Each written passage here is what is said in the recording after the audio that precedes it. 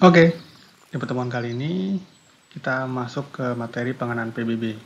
Pastikan juga teman-teman sudah mereview pertemuan-pertemuan sebelumnya, karena beberapa istilah akan dipakai lagi di pertemuan kali ini.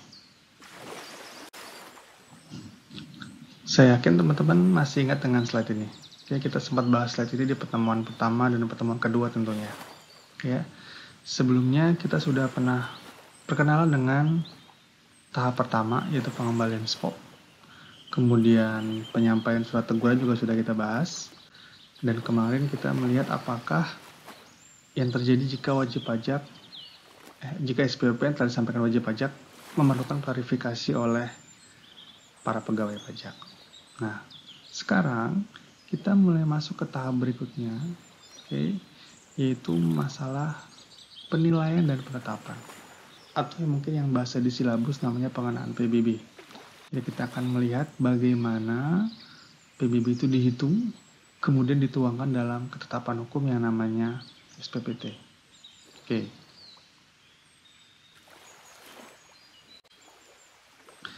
Nah, kalau kita gambarkan bagatnya, sebenarnya grafik pengenaan PBB seperti yang ditampilkan, yaitu diawali sebenarnya dengan proses identifikasi objek dan subjek pajak. Jika kita akan mengenakan PBB, maka yang perlu ketahui pertama adalah apakah objek yang akan kita kenakan PBB itu merupakan objek yang dikenakan pajak atau bukan. Oke. Jadi kita melihat dulu apakah dia memenuhi persyaratan objektif dari si objek pajak. Kita sudah bahas mengenai hal ini di pertemuan pertama mengenai objek PBB. Misalnya, kita sudah tahu bahwa objek PBB itu adalah bumi dan bangunan. Oke, kemudian kita tahu bahwa ada bumi dan bangunan yang tidak dikenakan PBB. Kita identifikasi dulu. Kemudian kita bisa pilah-pilah lagi apakah objek tersebut termasuk yang dikelola oleh pemerintah pusat atau yang dikelola oleh pemerintah daerah. Oke. Kemudian kita identifikasi juga apakah pihak yang akan kita kenakan kewajiban untuk membayar itu memenuhi persyaratan subjektif, yang ada di pertemuan sebelumnya. Apakah dia termasuk orang yang mempunyai suatu hak dan memperoleh manfaat atas objek pajak atas bumi, atau orang yang memiliki, menguasai, dan atau memperoleh manfaat atas bangunan. Kemudian berikutnya itu kita melakukan proses namanya penilaian. Oke, setelah kita identifikasi objeknya, lalu kita nilai. Tujuannya untuk apa? Tujuannya adalah untuk menentukan berapa NJOP. Ya. Kita nilai untuk menentukan berapa nilai jual objek pajak dari objek tersebut. Baru setelah itu, baru kita lakukan namanya penghitungan PBB. Unsur-unsurnya adalah mulai dari NJOP TKP, ada NJKP, dan tarif. Insya Allah akan kita bahas tuntas di pertemuan kali ini. Baru setelah 3 tahap proses ini dilakukan, maka kita akan sampai di tahap penetapan pajak, yaitu hasil dari penghitungan di 3 langkah sebelumnya kita tuangkan dalam suatu ketetapan hukum, yang namanya adalah SPPT, Surat Pemberitahuan Pajak Terutang. Nilai jual objek pajak. Ya, tadi kita sudah bahas bahwa untuk dapat mengenakan PBB harus dihitung dulu berapa nilai jual objek pajaknya. Ya, berdasarkan Undang-Undang PBB, nilai jual objek pajak itu atau kedepannya kita mengenai NJOP itu adalah dasar pengenaan PBB.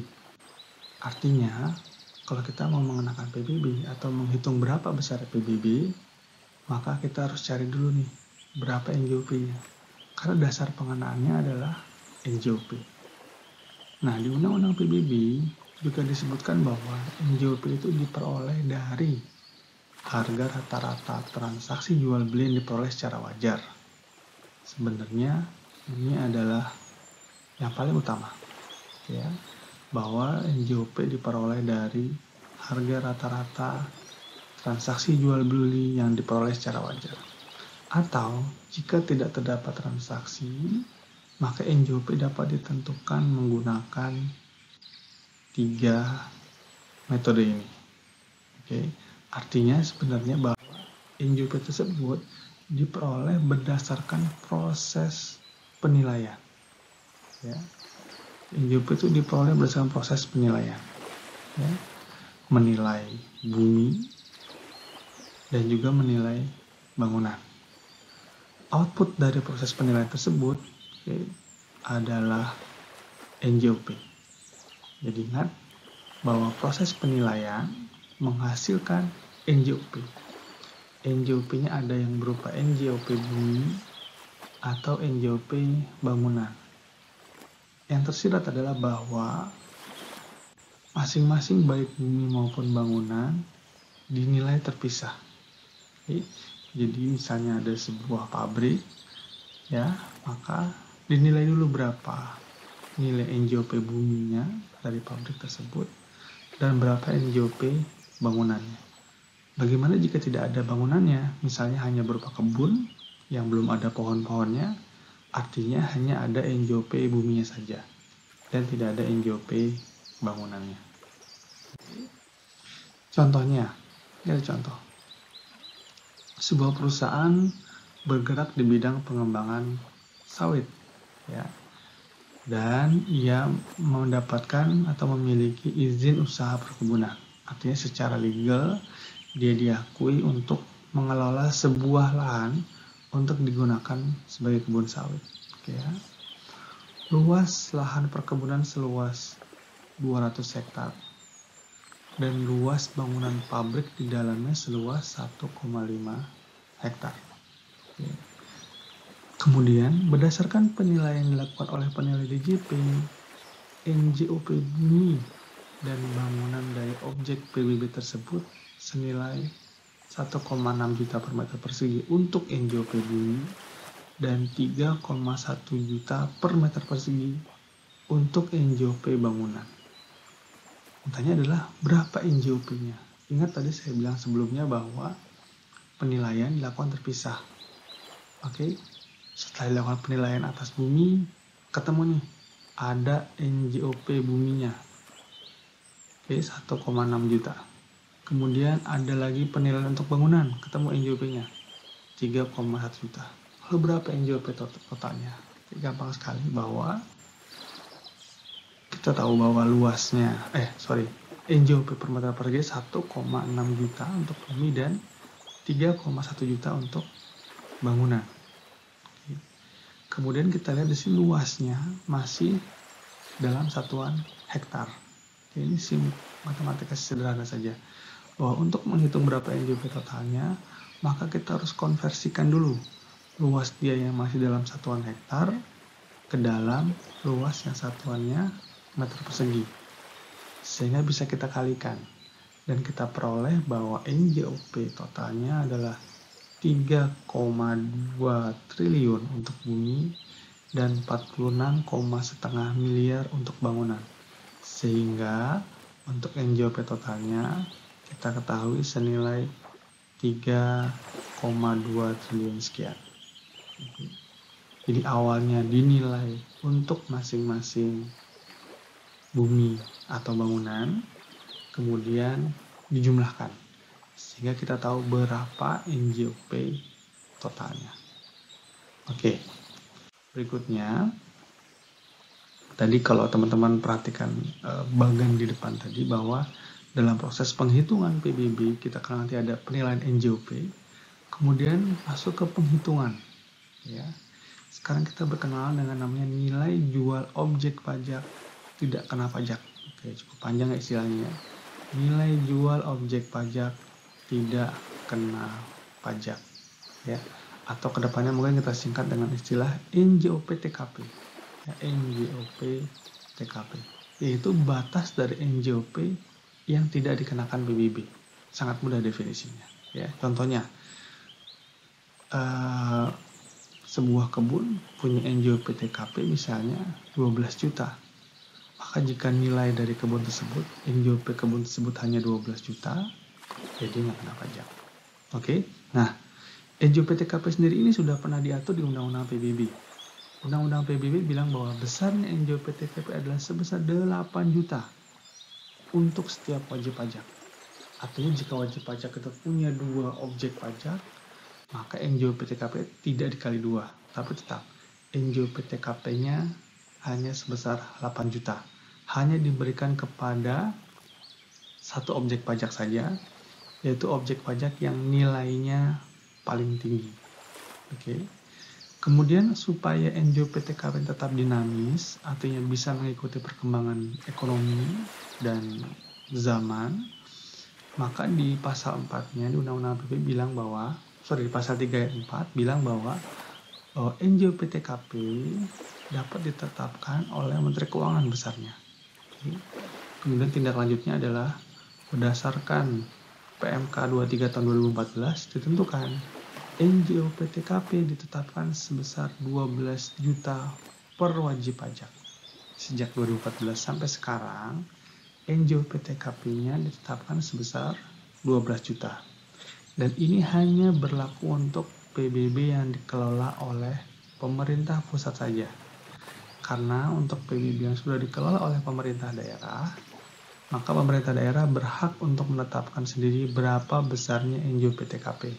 Tentu saja fokus dari mata pembelajaran kita kali ini adalah untuk PBB yang dikelola oleh pemerintah pusat, yaitu dengan NJOP TKP sebesar 12 juta untuk setiap wajib pajak. Nah, setelah kita berkenalan dengan NJOP TKP, ada lagi istilah gini, namanya adalah nilai jual kena pajak. Nilai jual kena pajak. Kalau tadi kita bilang bahwa dasar pengenaan pajak adalah NJOP, maka dalam rangka penghitungan PBB, maka yang kita pakai nanti adalah nilai jual kena pajak, atau bahasa terkenalnya adalah NJKP, yang merupakan persentase tertentu dari NJOP.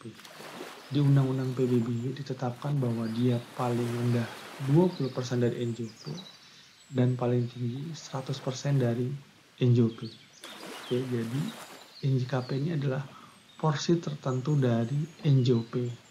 Ya. Kemudian besarnya persentase NJKP akan ditetapkan dengan peraturan pemerintah. Sehingga sama kayak tadi dengan NJOP, NJKP ini masih sifatnya dinamis, bisa mengikuti perkembangan kondisi ekonomi nasional. Oke. Berapa persentasenya? Kita lihat di sini bahwa untuk PBB P5L atau PBB yang dikelola oleh pemerintah pusat, maka kita hanya mengenal 2 NJKP, yaitu 40% dan 20%. Jadi hanya ada 2. Ada yang 40%, ada yang 20%. Dan gampang ngapalinnya, teman-teman. Kita apa aja yang 20% nih?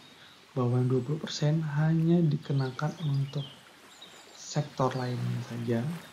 Yang nanti kita akan berkenalan dengan sektor lainnya nanti di pertemuan berikutnya.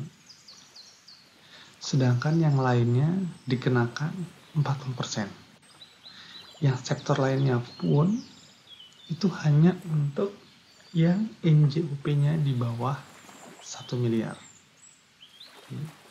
Jadi relatif mudah untuk dihafalkan bahwa kita hanya mengenal 2 NJKP, yaitu 20% dan 40%. Yang 20% hanya satu, yaitu untuk PBB sektor lainnya dengan NJOP 1 miliar. Ya. Contohnya, kita masuk ke contohnya, kasusnya. Ini kasus yang tadi, PT Sawit tadi. Ya. Kita sudah tahu dia punya luas 200 hektar dan 1,5 hektar. Dan kita sudah tahu NJOP dari slide sebelumnya, yaitu NJOP-nya adalah sebesar 3 triliun 246 juta 500 juta. Ya, 3,2 triliun. Ya. Lalu apa yang kita lakukan berikutnya? Kita kurangi dulu dengan NJOP TKP. NJOP TKP yang berlaku adalah sebesar 12 juta. Maka kita kurangkan NJOP total yang sudah kita hitung di penghitungan sebelumnya, kita kurangkan dengan NJOP total. Dengan NJOP TKP. Ya, kita kurangi dengan 12 juta, ketemu nominal masih 3,2 triliun sekian, karena hanya berkurang 12 juta. Kemudian kita identifikasi karena ini perusahaan bergerak di bidang kebun, artinya ini adalah PBB sektor perkebunan. Silahkan dilihat di slide sebelumnya. NJKP untuk sektor perkebunan adalah sebesar 40%. Oke, 40%. Artinya NJKP dari objek ini adalah 40% dikalikan dengan NJOP total dikurang NJOP TKP. Jadi 40% dikalikan dengan 3,246488 juta ini. Ketemu hasilnya. Bahwa NJKP untuk objek PT Sawit Aku adalah sebesar 1,2 triliun. Oke, jadi seperti itu pengaplikasiannya ya. Kita cari dulu berapa NJOP totalnya, dikurangi dengan NJOP TKP, baru kita masuk persentase NJKP. Oke. Nah, kemudian di tahap terakhirnya, setelah kita memperoleh besaran NJKP, ya, kemudian kita kalikan dengan tarif. Oke. Nah, di PBB mudah, karena tarifnya adalah tarif tunggal. Kita hanya mengenal satu macam tarif, yaitu tarif senilai 5% saja. Setengah persen saja. Jadi sangat mudah dihafalkannya. Jadi berapa NJKP sudah kita temukan di pertemuan di slide sebelumnya tadi. Kita kalikan dengan tarif 0,5%, kita dapatkan berapa PBB terutangnya. Oke.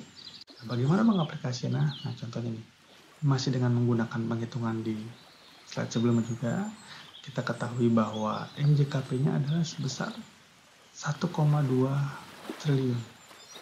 Kemudian kita kalikan dengan tarifnya 0,5%, sehingga kita ketemukan PBB terutangnya sebesar 6,492 miliar. Oke, jadi kita sudah bertemu nih, sudah berhasil menghitung berapa PBB terutang dari kasus PT Sawit Aku. Untuk merekap ya, bagaimana proses penghitungan kita dari awal tadi, sebenarnya ini tadi bahwa dasar pengenaan pajaknya adalah NJOP. Jadi awalnya kita menghitung dulu atau kita menilai dulu berapa NJOP bumi dan NJOP bangunannya. Kemudian baru jadi namanya NJOP total. Itu merupakan penjumlahan antara NJOP bumi dan NJOP bangunan. Sebenarnya untuk kemudian kita sebut aja di NJOP. Ya. Jadi NJOP ini merupakan penjumlahan dari NJOP bumi dan NJOP bangunan. Kemudian berikutnya kita kurangi dulu dengan NJOP TKP. Yaitu sebesar 12 juta. Ya, ditentukan di PP tadi. Setelah ketemu NJOP, kita kurangi NJOP TKP sebesar 12 juta. Kemudian kita kalikan dulu dengan persentase NJKP. Baru kita dapetin namanya nilai jual kena pajak. Ya. Kemudian kita kalikan dengan tarif. Ya. Kita kalikan dengan tarif sebesar 0,5%. Yang pada akhirnya kita dapatkan berapa jumlah PBB terutangnya. Untuk mensummarikan apa yang sudah kita pelajari tadi, bagaimana proses pengenaan PBB terutangnya, kira-kira seperti ini. Proses dari awal penilaian NJOP sampai ketemu berapa PBB terutangnya. Oke. Nah, kemudian lagi saat terutangnya pajak. Ya. Tahun pajak PBB ya, itu berawal dari tanggal 1 Januari sampai dan berakhir tanggal 31 Desember tahun pajak. Okay. Dan untuk menentukan berapa PBB yang seharusnya terutang, ya, kita melihat bagaimana keadaan objek pajak tersebut di saat keadaan di tanggal 1 Januari. Oke. Jadi kita melihat nih, bagaimana keadaan tersebut di tanggal 1 Januari.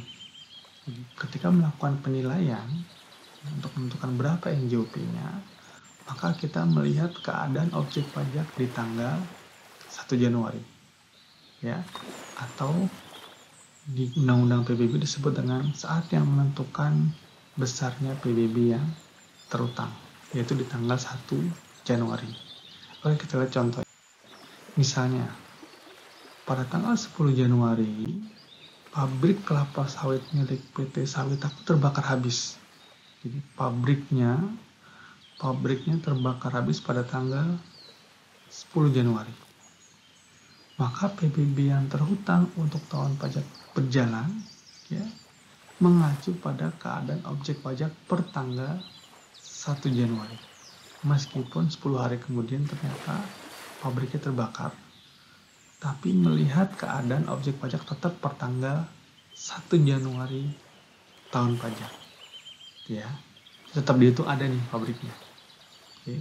Atau mungkin contoh kedua, jika ternyata PT Kelapa Sawit Aku ini memperoleh izin usaha perkebunannya di tanggal 30 Mei tahun pajak. Oke.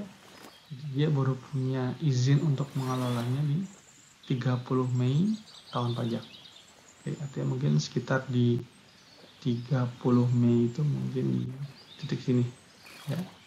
Titik sinilah dia baru memperoleh izin untuk mengolah lahan. Artinya apa? Pada tanggal 1 Januari, dia belum menjadi subjek pajak atas objek pajak tersebut. Karena dia belum memiliki hak untuk mengelola lahan tersebut menjadi kebun. Oleh karena itu, pengenaan PBB untuk tahun pajak tersebut bukan ditujukan bagi PT Sawit Aku. Karena kenapa?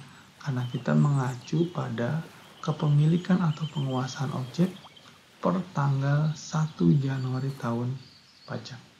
Jadi kita konsisten. Jika ternyata di tanggal 1 Januari sudah milik PT Sawit Aku dan tanggal 2 Januari dijual, maka tetap kita melihat bagaimana keadaan di tanggal 1 Januari. Oke?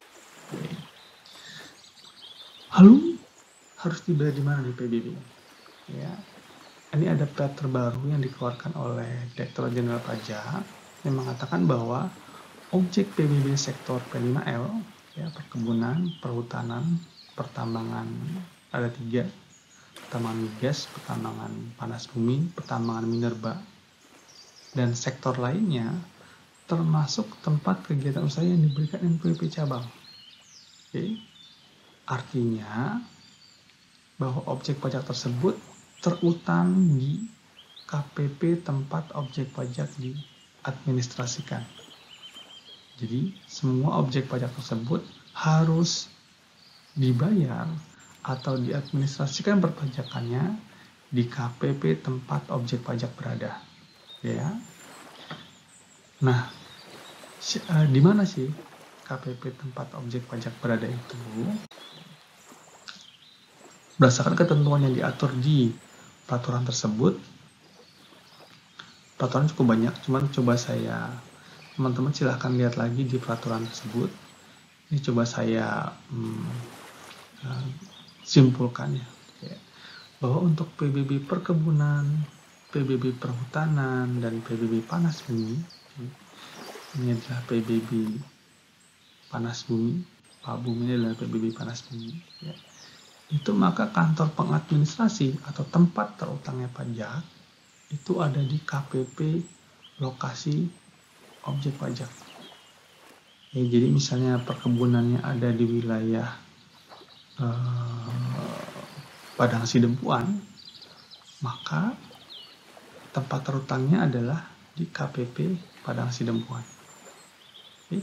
Atau hutan yang ada di Bandung, ya, maka terutangnya adalah KPP Pratama Bandung. atau KPP yang ditetapkan. Apa nih KPP yang ditetapkan? Itu adalah apabila jika suatu objek pajak ya wilayahnya ada di dua KPP yang berbeda. Misalnya objek pajak kebun, karena dia sangat luas, maka ada dua KPP yang berhak mengadministrasikan dalam satu kabupaten. Jadi, misal di Kabupaten A, kebun tersebut berada di Kabupaten A.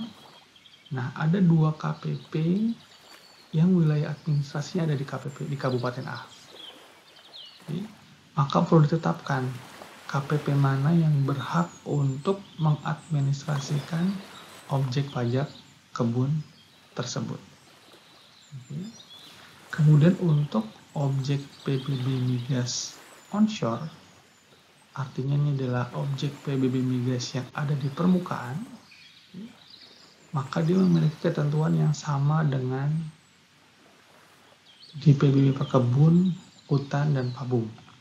Ya, untuk PBB sektor pertambangan migas yang objeknya berada di permukaan bumi, maka KPP pengadministrasinya ketentuannya sama dengan ketentuan PBB kebun, hutan, dan pabung.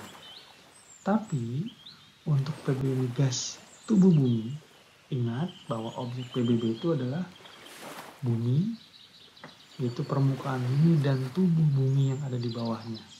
Jadi untuk PBB migas tubuh bumi, maka dan juga PBB migas yang ada di offshore lepas pantai, maka KPP pengadministrasi adalah KPP migas, KPP minyak dan gas bumi.